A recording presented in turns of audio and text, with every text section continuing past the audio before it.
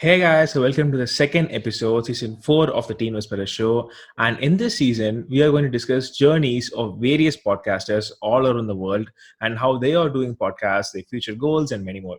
Today, we have a guest who was so patient while I was stumbling with time zones, and he's the host of Stuff I Never Know podcast. They always kind of record in groups, which is also really super good stuff.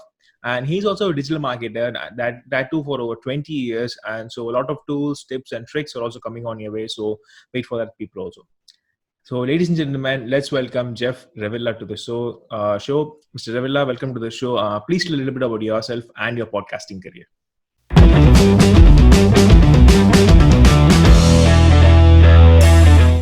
Yeah, thank you so much for having me. I'm excited to be here. It's like we said, the time zones are a little different. Yeah. It's only I just woke up, so hopefully my brain is firing on all cylinders and we're ready to go.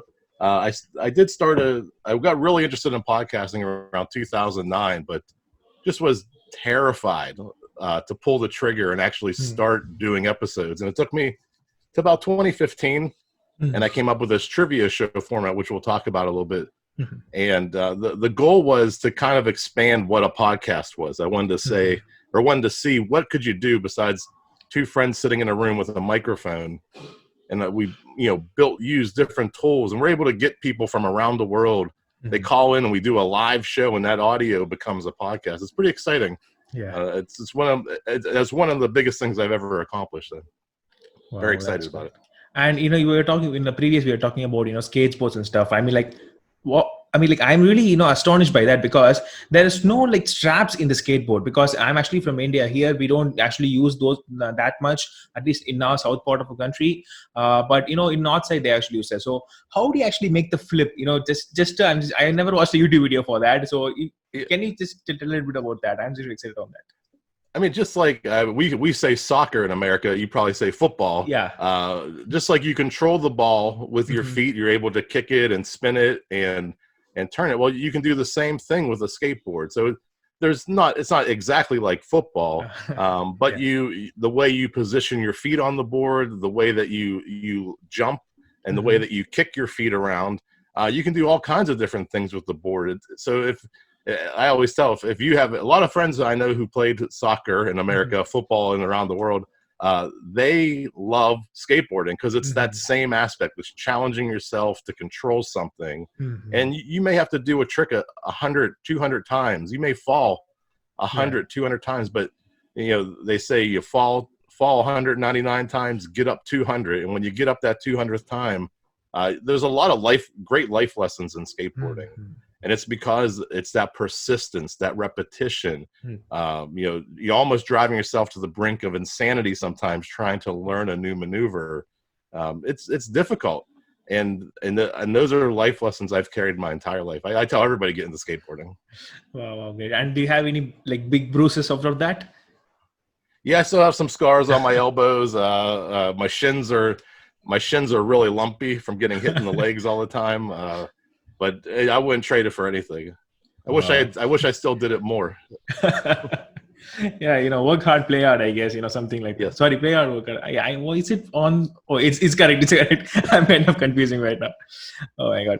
So, in your episode, I think it's season 4 of your side, you had this, the quiz called Backstreet Boys versus NSYNC.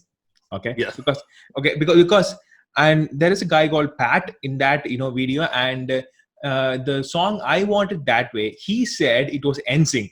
Okay, I was like, oh my God, how can he say like that? Because I'm a huge fan of those guys, because Backstreet Boys, Blue, and Boyzone, Westlife, those guys. I mean, not many people from my side heard it, but I actually have to wait a whole week, in order to put. They have to play the music on my TV. It was so amazing how to hear that, guys. But I will ask you this question. So let's see if you knew about Backstreet Boys. There was this one guy in Backstreet Boys who actually have a heart problem. He had a heart surgery. Do you know who is that? No, I don't. No. Okay, I'll give you option. So I'll give 2 options. You can select one. One is there was a guy called Nick. I think you know him. He has blonde hair and long hair. Another called Brian Littrell. Okay, so Just guess if you know anything. Yeah, this is just like my game. Yeah, it's a 50-50 chance. Yeah. I'll go with Brian. Wow, I think you are correct. Wow, super, super. And actually, it was actually, in the song "Show Me the Meaning of Love," he would be, if you have seen that song, obviously you have seen that someone was lying in the bed. Actually, it was him resonating him. I think so. I still remember it's a really old song, and yeah, I think it Yeah, was. I still want to ask that. Yeah, go ahead. the a little bit why we do that on the show. I mean, the show is called Stuff I Never Knew, and it's not that it's not. They're very intelligent guests that I have on the, but they're not used to being on camera. They're not used to having the spotlight on them. So even the most simple questions asked at the right time in the right order can freeze people. They panic. And that's part of the element of the show. Is that if you look, the questions aren't necessarily really difficult. I write all those first round questions, and they're just 50-50 choices, and you're just guessing. But I'll structure them in a way to mislead you to outthink yourself. So by the end of the round, I may do like 5 of the one. Like I may do 5 NSYNC songs in a row. So by the 6th one, you're thinking, oh, it's got to be Backstreet Boys. Yeah. But why? And I may do another NSYNC. I'll do things just to throw you off and to keep people, guessing themselves. And that's part of the element of the show. It's not that these aren't very smart people. It's just that they just aren't used to being on camera and having to answer trivia questions. Yeah, and it was really because I kind of jumped straight onto the show after seeing the name Backstreet Boys, because I was really amazed by it. I didn't actually think someone would talk about them on a podcast.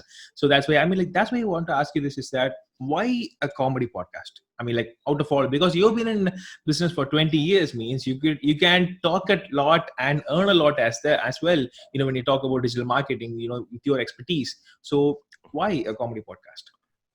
Yeah, always about diversification, right? I do a lot. I'm really strong, local SEO, local marketing. Being in the automotive industry, you're not selling cars outside of 15, 20 miles of where you're located at. So you're hyper focused locally. Yeah. Outside of work, what do I do? What happens if that goes away? What happens if we can't sell cars? Like we just went through a 2-month period where we were shut down, and you couldn't even sell vehicles. So what happened? So 5, 6, 7 years ago, I started, well, how else can I earn money, right? And that was kind of like, what else can I do? Just like you would diversify a stock portfolio to invest in different types of businesses. Well, I should invest in myself differently. Maybe I should, I feel like I'm good. I've won awards. I've done great things in automotive marketing, but should that go away? Being 10 years is also a long time to be a marketing director. The average tenure is like 2 to 3 years. So I'm already pushing that, so I could also start to make money, maybe podcasting, or I do another channel with a friend of mine called Disc Golf Examiner, where we do disc golf related videos. So I have a sports show, a trivia show, I'm working, and I'm trying to put all these things together to just, supplement everything should one thing go bad. Or it was just a life strategy more than anything. And I'm in love with podcasting. I love the medium. Yeah. I'll show up at 6:30, just to talk. I listen, just that people are doing it, and you're progressing the medium and putting out great things, and you own it. And that's I'm a big skateboarding, punk rock. I grew up on punk rock music. That's very DIY. Like, you own it, you control it. That's your medium. So I kind of wanted to build my own media company. And I figured if I had different types of shows, I could start to, get different types of revenue and sell different types of ads to different companies. Yeah, I can agree on that. And as you were saying that podcasting is being great medium, I always have this, fear of, what happens, because now you're on my show, and you are not asking anything in return, actually, just to talk with me, and you're not asking anything in return. You're spending an hour long time. Now, apart from, getting content from each other, I mean, like, I create a lot of content for you, you do for me. So it's kind of that. But apart from that, do you think, in future, podcasting would be in a situation like only if I get anything returned from you, I will come on to your podcast? Do you think in future will that happen? I hope not. I hope that it stays. There's already a part where big businesses are seeing the money that's involved, and people like us. I'm not making a ton of money, Mhm. But it's, a little bit here and there. And but I like, if you look, the show now, the last 10, 15 episodes, I'm Mhm. only having podcasters on. I Yeah. love that I can bring somebody on the show. They can talk about their show, Mhm. and these are small independent podcasters who are producing their own content. And I'm in turn promoting them. They're coming on the show. Yeah. Then, just like you said, down when the show releases next week, I'll promote them again. Mhm. They'll promote that they're on the show, and it's just podcasters helping podcasters helping podcasters, and that's what I like. And I just want to keep it small DIY, but Yeah. it's going to be hard because in June alone there was 120,000 new podcasts added Wow. in 1 month. So I mean, I think some of that's part post pandemic where a Yeah. lot of Yeah. people stayed home, they learned a new skill. Mhm. So we're going to get this big bubble. A Mhm. lot of those don't Yeah. go anywhere, and we know that. People who stay with it 10 plus episodes, you're going to stay with it longer. So Mhm. you want to keep doing it, um, but you just got to be committed. And when you see a bubble like that, I know that's shocking. Like, oh, I have 120,000 new competitors, but most of them will be 1 or 2 episodes, and they'll Mhm. realize how much work it's probably to do a show, as you know, to Yeah. find a guest. For me, I have to write questions. I have to Mhm. host a live show. I have to edit the show. I have to publish the show. Yeah. I'm Yeah. I talking know the eight. pain. Yeah, it's 8 to 10 hours commitment per week, Yeah. and you got to be consistent. And you'll see, like, that's why I have seasons, right? Yeah. I We can can do take a break a 20. little bit on that.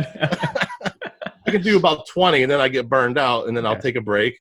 New season in a month or two, and it's just, I love it. I can't tell you how much I love that people have Mhm. that much control over their media. Yeah, I couldn't agree more. And when you said that 120,000 people coming onto the new podcasting sites and all, most people would complain about this something called algorithm. Okay, this Instagram algorithm or Facebook algorithm. They will obviously complain that it's not actually pushing me because actually TikTok actually recently I think that app TikTok is actually recently banned in my country. Okay, due Okay. to some reasons they have actually banned. And before that, in people what they actually they actually literally cry in my language saying that TikTok is not pushing my videos. It's not like doing that. So what do you want to tell to those people who actually complain about algorithm? Because being in digital marketing for 20 years and doing SEOs and all stuff, you will know that how much that also matters, like Google or Facebook, any of that stuff. So do you think which actually wins? It's a 50-50 or content versus algorithm, or how is it like that? Yeah, if you don't like the algorithms, build your own platform. Right? You're not in control. It's not your Yeah. platform. You can't do anything to be upset about it.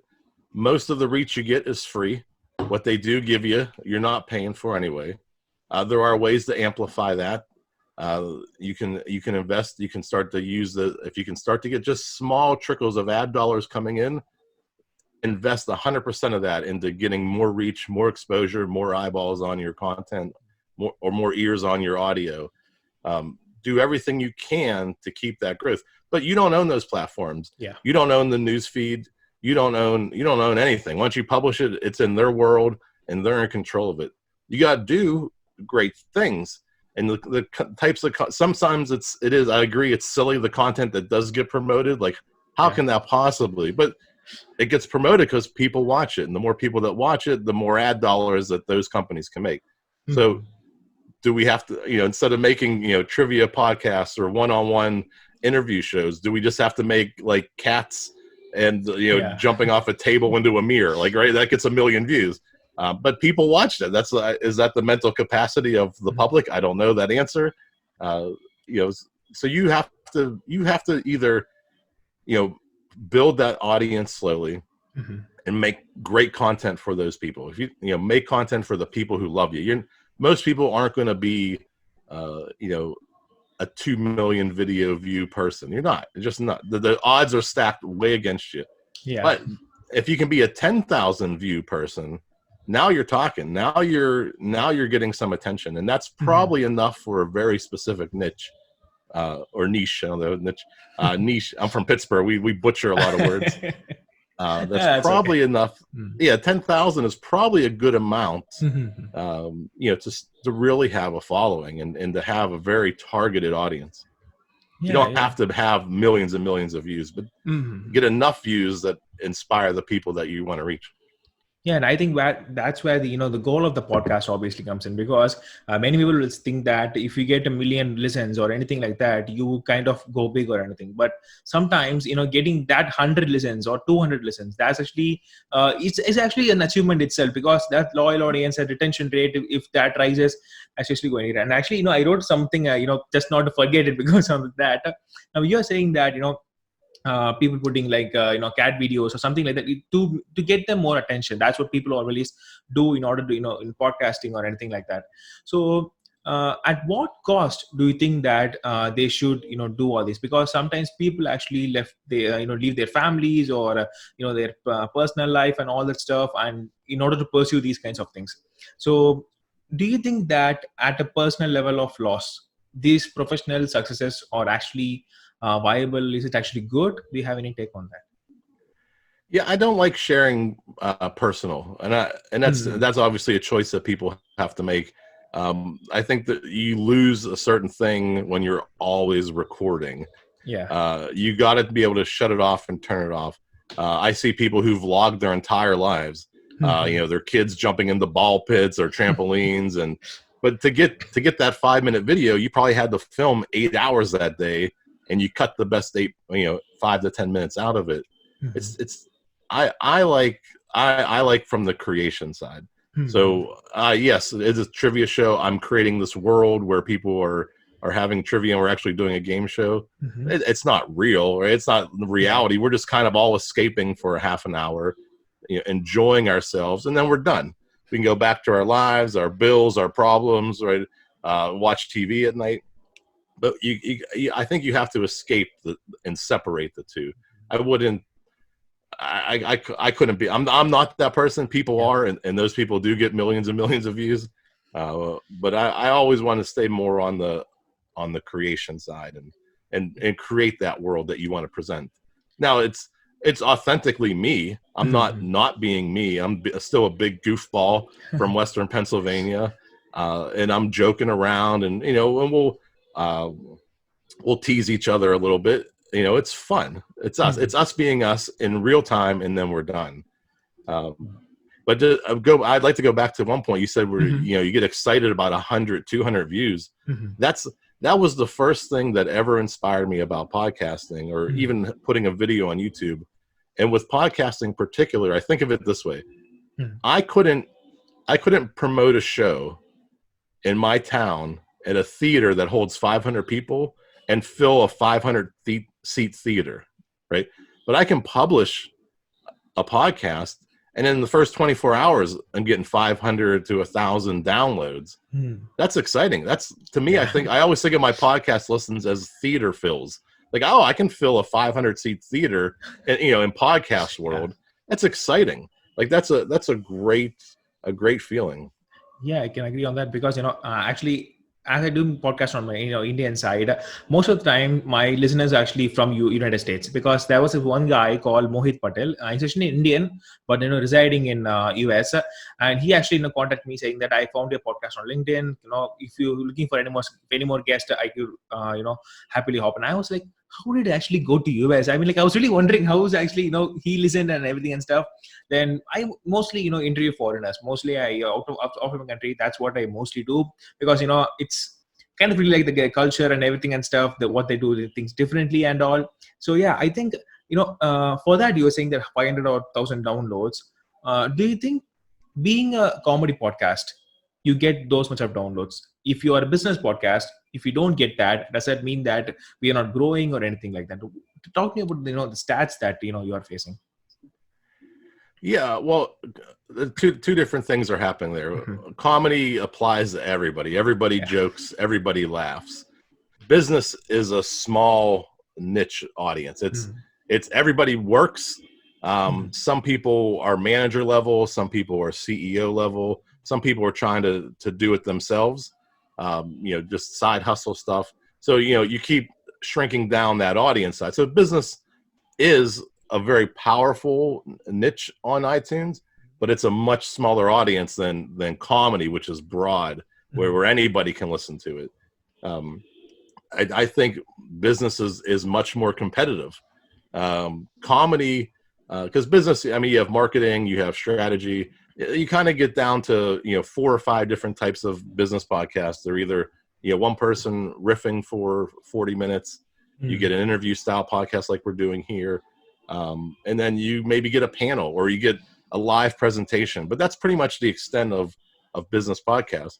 Comedy is comedian. I mean, anything you can think of can be a comedy podcast. So the audience is much, much bigger. But there is, but the names inside of the comedy are much bigger. I mean, you're getting national touring comics who are now can't tour. So what are they doing? They're podcasting to supplement their income. So that's getting competitive too. But luckily the audience size there is much bigger. Yeah, I can get that. Coming out to the comedy section, I think I really have to ask you because when I was seeing the episode of the Backstreet Boys stuff, there was this guy, I don't know his name. He was actually wearing this full headphones. I don't actually remember. He was wearing a shirt and stuff, but he was actually really serious for a comedy podcast. I mean, like, I'm not saying it's wrong. I'm not saying it's wrong. I mean, like, yeah, people are like their time may be different, something like that. So do you think people should keep their face reaction, like if in the comedy podcast, like always happy, or if in case if you're talking something like that, and if you're making comedy podcast, and if I am always keeping a sturdy face, do you think that as a host or as a guest will be comfortable for that? Because I need to know, because now you're talking right now, so I have to make reactions because I'm listening and I'm reacting to it. But sometimes people won't, because their reaction level might not be as expected as it be. So how much do you think that's important, when it comes to face reactions on that? I think you should be you. I don't think you should try to be.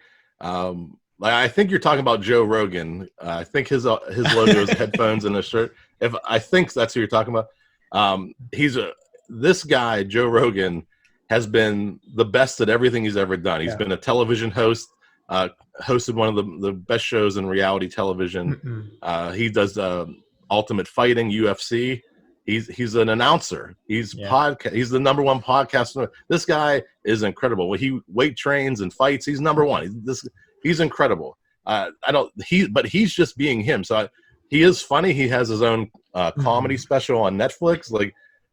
But he also learns. Like, he's always in a state of learning, and that's who he is. And even though his show's funny and they goof around, they have comedians on, he's going to learn some crazy things that you never even thought about. Just the way his brain works about always improving. Yeah. That's what he's doing. And that's him being him. And that's perfect. He's the #1 podcaster in the world. He just signed a $100 million deal with Spotify. Yeah. So I don't think you should veer from who you are. The people who like who you are will find you, and you'll get out in front of them, and you'll slowly build that. But be you.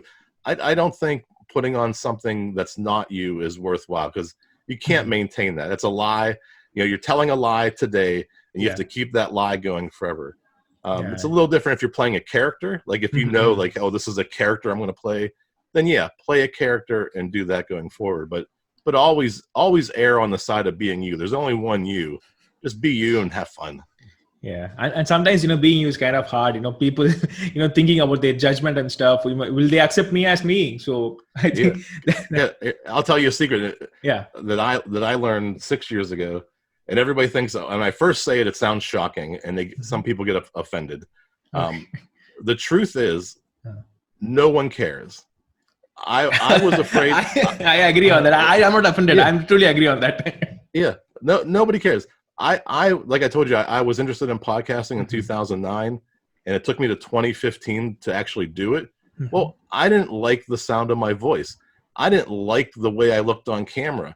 I didn't like, even the words that I say, because I know that I talk differently from Pittsburgh than a lot of other Americans. I didn't like any of that. And I published a show, and who told me about those things? Nobody. Nobody cared that I sound funny. Nobody cared that I look funny. That was all on me. I was putting that pressure on myself. People have house payments, car payments. They have kids that need to go to soccer. They want an escape for a half an hour to an hour. That's what I'm giving them, and I'm trading them. I'm giving them what they want for an hour. They can not think about all those things, and they can enjoy life and then go back to that. And They don't care how I sound. Nobody does. Nobody cares. And that's my favorite saying. And it's the one thing that's liberated me to be able to go out and just, like, I would never have been on camera 10 years ago. Never. But who cares? Nobody's going to come and tell me, like, oh, that Michael Strahan shirt you wore was terrible. Why'd you wear a green shirt on camera? Yeah. Nobody cares. They enjoy it. You get compliments like, thank you for saying that. I heard your show. You're funny. That was great. That's what it's about. None of it's about you. Nobody cares about you. They like what you do, and they enjoy that you can either inform them or take them away from something for a half an hour. But who you are, that's why would you be somebody else? Because be you. People like you, and it's true. People just like you for who you are. Yeah, I think it is because, as you were saying that, for comedy and stuff, at first, what I was actually doing, I actually do video editing and, audio editing and stuff for some of my clients. And at first I thought, my clients would always need me. Okay. Because every single time, whenever I, go to the restroom, after that, I come and check my phone. After I wash my hands, come and check my phone. Every single time I was doing that, I was really afraid that, okay, if he sends a text, what happens? Then, after like, a month or two, I actually thought, he's not going to die if I don't reply at first. It will take a bit of time. That's fine. So that was really anxious because I was just starting out my gig. Now it's around 6 or 7 months, and I got some clients and working on that. So that's the one thing I learned me, because like I said, no one cares, and my kind of saying is no one is going to die if you don't pick up the phone. No one's going to die unless they're somewhere around here. Obviously, they won't call you. They will call their parents. Why would anyone? If your friends. So take care of the client, but as long as they're happy, they don't care. You're doing a job for them that they need done. You get it done, and they're happy. But they don't care your exact schedule. They just want quality work, and they want it done, in a reasonable time, and they're happy. Yeah, I couldn't agree more. And this is something that I actually ask out of the box question in the middle. Actually, who was the last person that you made smile today? Actually, yesterday, I think so. You said yesterday, I think. I just woke up. I made a pot of coffee and I took a cup into my wife. So that's the only person I've seen today was my wife. So it's a little too early to. I made you smile. You're smiling now too. So look at that. I made two people smile. This is. Okay. So as of yesterday, I mean, like who did you make smile? Yesterday, well, I think I was by myself. It's funny. I go grocery shopping every Sunday morning. So I wake up early. I'm the first one up in my house, and I go grocery shopping. And there's this type of cheese that I love. And the people who work at the deli counter love this cheese too. So every time I go into the grocery store, they say, "Hey, Bel Giocio," and they call me by the name of the provolone cheese. And we laugh, and so I always make the deli counter people laugh just because they see me and they here comes the cheese guy. Yeah, I can get the feeling of that because I always have this something called boli. Okay, it's called boli in our country. It's called that. It's kind of a sweet sweet kind of thing. I don't exactly remember the English word for it. So every single time whenever I say it. Whenever I come, the first thing question they ask is, it's not like, what do you want? It's like, do you want boli? That's what they ask. They don't ask me what do you want because it's the usual stuff. So yeah, I think it's really great that people actually get accustomed to you. Whenever it's kind of an identity. It seems. I mean, I don't know, being a cheesy guy. I don't know. I'm just saying on that. So I typically goof around, and I'm always having fun. So I like to think I make a lot of people smile. I don't know if all my jokes are funny, but I think if you're around me, we're gonna have a good time. We're gonna laugh a little bit. We'll tease each other and we'll goof on each other. But always that came from skateboarding too. That's another skateboard lesson. When you're a young kid, I was 15, 16, 17, 18. You finally get this sense of freedom. You can now drive and go places. So now you have a car full of 15, 16, 17-year-old kids. You're driving around to places. Sometimes you're getting chased by security guards or cops, and you're just goofing around, and you're pushing each other at the same time. So all that you really care about is that what you're trying to do today was a little bit better than the day before. And if you do that, you get respect. That's how you earn respect in skateboarding. Just try a little harder. You can be the worst skateboarder, but if you do one little trick better the next day, you're in. That's how you do it. So so but we'll also push each other, and we'll tease each other as a motivation tool. So I still do that as an adult. I don't know if everybody always appreciates it, but it's always in fun for continuous improvement. So I would never just with a stranger joke around. But with friends, and we would tease each other and push each other the way like real friends do, right? Yeah, I think it's good to have a child inside you. It's I think it's good. Being child at heart, I think it can actually save you from a lot of pressure. I think so, as far as people are concerned. I mean, like if people are jumping to their, after finishing their teens, it's like their life is going to be over. It's like you're going to see a whole new world. I mean, like what? I've been in this world for 18 years. What new world I'm going to see? It's just that our perspective is kind of different. I think so. It's really hard on that. And this thing that I actually interview a lot of foreigners, and one of my friends actually asked me to ask one of my podcast guests. So please don't get wrong in this. But my friend asked me is that in many Hollywood films, okay, there's something called this high school romance. Okay, in high school, people will have this bullying, this great romance, this prom, and everything and stuff. So is it most of the things that are shown in the Hollywood movies, is it actually true in actual life as well? I mean, in your high school, did you actually got a date, a girlfriend? I mean, like girlfriend is obvious. The thing that we can go on to that, going to prom or anything like that. Is it all actually true? It's based in truth, but it's also highly exaggerated. So almost every high school is going to have a prom. They usually have two dances. Like there's a fall dance and a spring dance. Only like the seniors and juniors go to the prom.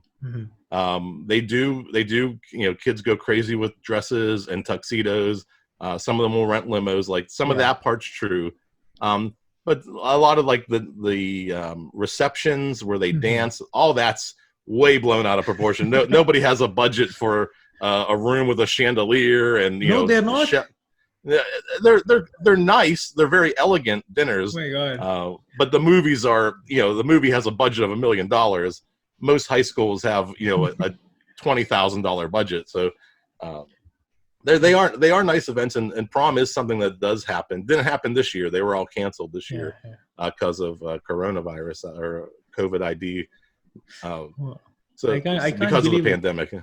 I can't believe I'm actually being cheated my whole life, because every single time when I saw a Hollywood movie, the prom, actually there's many series, okay, they actually, this purple lighting, many shawls are going on, and it was like, wow, why our country is not doing this? I mean, like I always ask this question, but after hearing you, I can't believe I've been cheated my whole life. Yeah.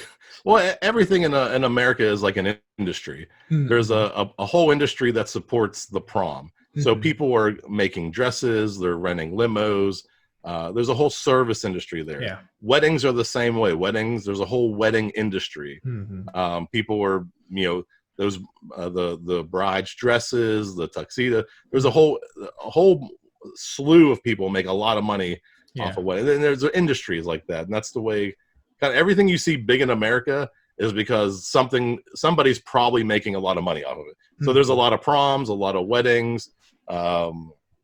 Graduation parties aren't as big, but those are more small, local. But that's it's the way it works, I guess. Well, even if someone says the next time, I'm going to make my child, study in America, not in India, I'm going to slap them in the face. Right? I know that it's not true. So just shut up and get your child in a middle school and study and all that. Yeah, I mean, I went to 3 proms as a kid, and for the guys, it's way less expensive. The guys probably pay 1/6 of what a girl pays. All I did was rent a tuxedo, and I gave it back the next day. The girls actually buy their dresses, and those can be $600-$700, easily.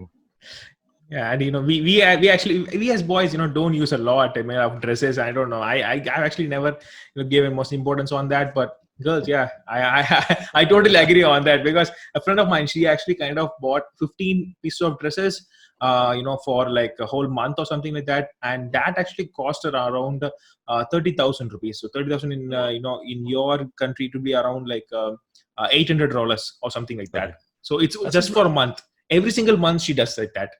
So I was like, her father either her father is actually a really great guy, or he's a really great fool. So these are the two things that might probably would be that. So just one thing before asking is that would you listen to your peers podcast? Because this is something that's really good, because we listen to Tim Ferriss shows, Gary Vaynerchuk shows, everything and that. But do you listen to your friends podcast or your colleagues podcast? Do you listen to all of that? Oh yeah, absolutely. I like, especially the week before they come on the show, I start downloading all kinds of independent. It sparks me to not only download, who's coming on the show, but I'll start to download, related shows, also suggested. And I just like hearing, I like hearing people creating the media, and just to hear somebody do it is phenomenal. Like that's what I like the most. I may not subscribe and be a regular listener, but I found myself now consuming a lot more smaller independent shows, and some of them stick around. Some of them are just like, I want to try it, get a little taste of everything, because there's so many. It's I have about 2 hours a day I can listen to podcasts, and so I'm just trying to sample so much right now that I want to support so many people, but I don't have the time to stay subscribed. But I just want to absorb everybody's show and get a taste for everybody, like just a sense of what everybody's like. Wow, that's great. And just one question before going on to the final question is that I'm actually, like I said, an MBA in marketing and finance. I'm pursuing right now. So what do you actually think, the scope for marketing after this, post-pandemic, in this, automotive sector? As you're doing this for more than 20 years, do you think there's a viable future for marketing executives? I mean, there will always be, jobs available for them, because everyone need to sell their products. So for that, marketing is needed. But the number of people they hire, something like that, will there be opportunities for the new guys to enter? Yeah, I think I got lucky as I was making a skate shop. I was selling retail all over the country, all over the world. And I started, what I didn't realize at the time is, I was buying Google AdWords for 5 cents per click, and I had my own social media because it didn't exist. So I built a message board. I built a channel for people to create profiles. And I started doing all these. I was uploading video and doing video marketing. And I didn't even know what I was doing. I was just kind of doing it. And once my skate shop closed in 2008, and people started asking me to do things like, hey, can you help me with this? Can you do this? Can you build a website? Can you, what am I doing wrong? And can you audit me? And I was like, well, wait a second. I didn't know. I didn't see that coming. In 2008, 2009, I had no idea. I got hired right away as a director of internet marketing at a media company. Wow. And then I went straight to automotive. I've been there for 10 years and I love it. And in that sense, I got fortunate because I trained myself, I learned the skill, and then I applied it to the market. The market needed that skill. But if you look at what schools teach for marketing, if you look at the curriculum, it's rough. Like it is hard for a college to keep up with the pace that the internet changes. So I'm torn. Like I have kids, they're going to be going to school soon, depending on what they want to do. I don't know 100% if I can recommend college to them, because some of the things you can start at 18, 19, 20 years old. We say cut your teeth. I don't know if that's a saying. Cut your teeth is learning the skill, and and we also, you're green, you're real green. You're learning is green, and you're cutting your teeth as you're learning the skill. You can go out in the world, figure it out for 4 years, and instead of having in America, you'll have $80,000 to $200,000 debt. At the end of that, the best case scenario for a marketing is you may come out of college and get a $35,000, $40,000 a year job, and you have 3-4 times that in debt that you owe to the college. So I don't know that answer, and I struggle with it because I don't think that some professions need a college education. But I grew up in a time where everybody went to college, like that. You went to high school, then you went to college. That's what you did.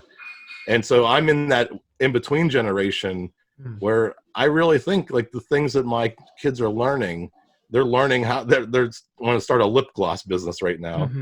They want to build a website. They want to do video. They want to do TikTok. Like, I'm like, oh my goodness, they're not even out of high school yet, and they're already catching up to me. So Yeah. I could be in trouble in 10 years. Luckily I'll be retiring in about 20. Mm-hmm. So I can ride this. I'm ahead of the curve enough Mm-hmm. that I think I can certainly ride an executive level marketing position for probably to my retirement. But there's AI, artificial intelligence is coming from my job. Uh, these kids are going to be way smarter than me are coming from my job. So there's opportunity is crazy right now. If you get your AdWords certifications, your analytics certifications, you're going to come out of college or even high school, and you're going to have skills that people want. And people want those skills now, and they're struggling to find enough good people. There's people who say they do it, which always, okay, you had a viral video on Facebook, great.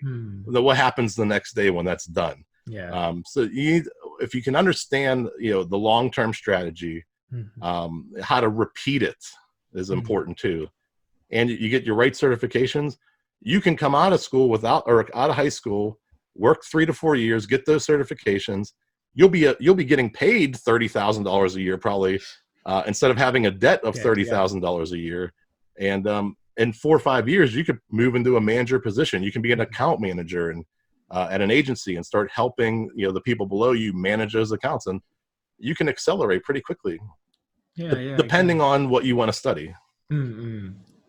Yeah, I can agree on that because I've seen like I said, Hollywood movies itself, people always say that always debt in that college debt and everything and all. But fortunately in our country it's actually quite, how to say, costly, but it's not that much costly comparing to other nations. And also getting a degree is easy here. It's really easy because you just study and you get pass marks and get degrees easier. But like you said, applying is totally hard. And this 2020 is it's like just ripped off people, because what we are predicting right now is that, as a small group of people, what we are predicting right now is that so first this COVID came, so that's first thing.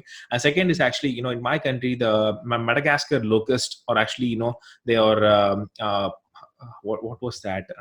Migrating. Yeah, sorry, I forgot the word. Okay. So they're migrating from one place to another, and they're actually eating crops all the way along. So that may lead to drought or anything like that. And China is actually finding out another plague in those places. And we are actually expecting zombies and aliens to come in the next few months. Already. That's what we are expecting on that. So we just had a dust storm from the Sahara blanket the lower half of America. I don't know how bad it was, but there was a dust storm that I was like, when did that ever happen before? It came over like Florida, Georgia, North Carolina. That was a big news story last week. Yeah, I'm really lots happening. The only concern, my friend of mine said that dude, come on, man, go and reduce the weight, because I'm kind of a little overweight right now, because in this pandemic also I'm sitting at home like actually for like, how to say, 2 months or 3 months I've been in lockdown, and we are sitting, and I actually said, dude, my main aim right now is to be get out of 2020 alive and go to 2021. If I make it, then I would exercise forever my life. I will be on that. But until then, this is my main priority and stuff. So yeah, I think it's pretty crazy going on that. Yeah, we'll hit the reset button next year. So that's what we're saying. I don't know if there will be a button to press. That's what we're so afraid of. That's what. Who knows? Who knows what it's going to be like, and there's no way that you're going to know. Yeah. So back to how we started this conversation. Start to protect yourself.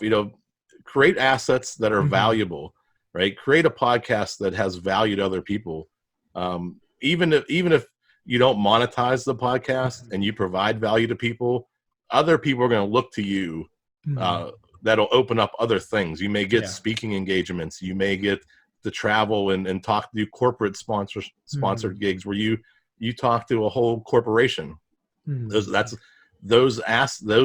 what you have, that asset is valuable. So don't just rely on your job to give you a paycheck next month. That side hustle is a big part of our especially our economy, making a little bit extra on the side. You start to scale that slowly over years and parlay that into other things.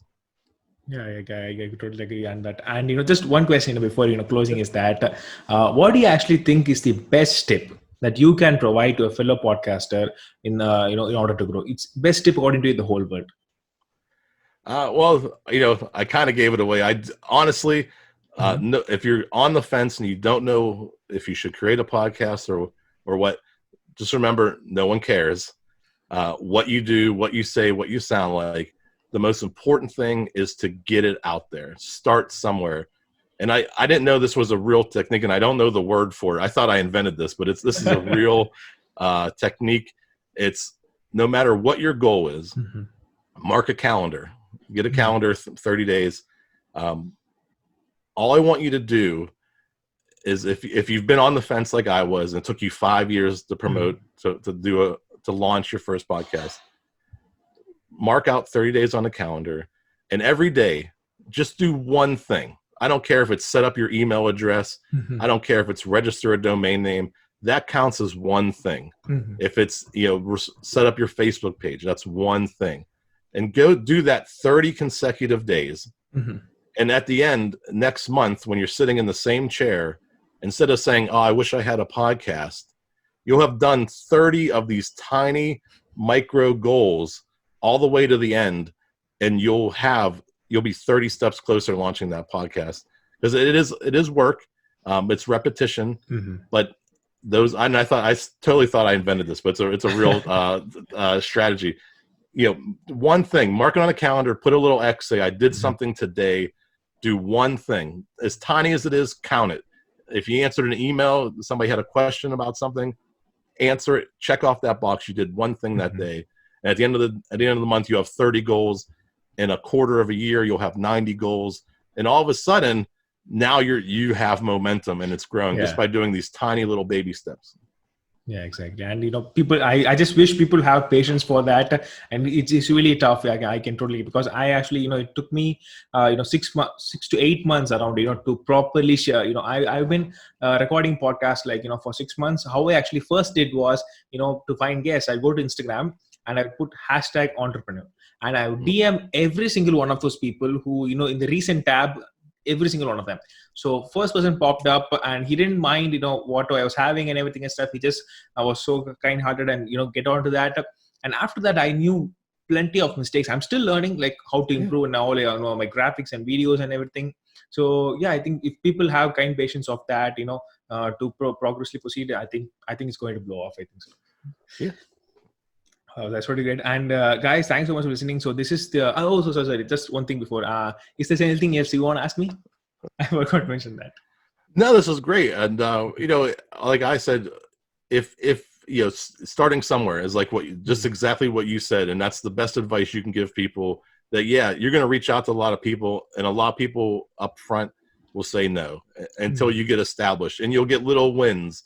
I had some guests on my show, and then I had Mhm. one guest who brought people who were on TV, and I got a TV guest on my show. So Wow. I'm getting to the point where I can build on that, and Mhm. I can keep getting maybe bigger and bigger guests, bigger podcast guests. Mhm. They're going to see that, and it just snowballs. So Yeah. you do have to start somewhere. Like I'm saying, do one little goal, and like you're saying, reach out, and just you got to keep hustling. You have to believe in what you're doing, and you have to keep working out and reaching out to people, and you will get there. You will see those results when you look back Mhm. 90 days in 6 months.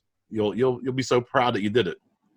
Yeah, I couldn't agree more on that. And guys, so the things that we discussed is that, there are tons of things like content versus algorithm, and how Backstreet Boys are so cool than NSYNC. And that's one of the things that, it's really cool. And, looking at other people's, podcast. And I will leave everything in the timestamp below, as I always do. And to my friend who's listening to this, who asked a question about high school performance dates, unfortunately, buddy, it's not going to work out. If you are still dreaming about going there and doing stuff, it's not going to work out. Anyways, but best of luck. I think being a kid at heart, and it's not going to hurt, but try that out as well. And guys, thanks so much for listening, and thank you so much, Mr. Jeff, for coming on to the podcast. It really means a lot. So I will see you guys in the next podcast. Yeah. Thank you.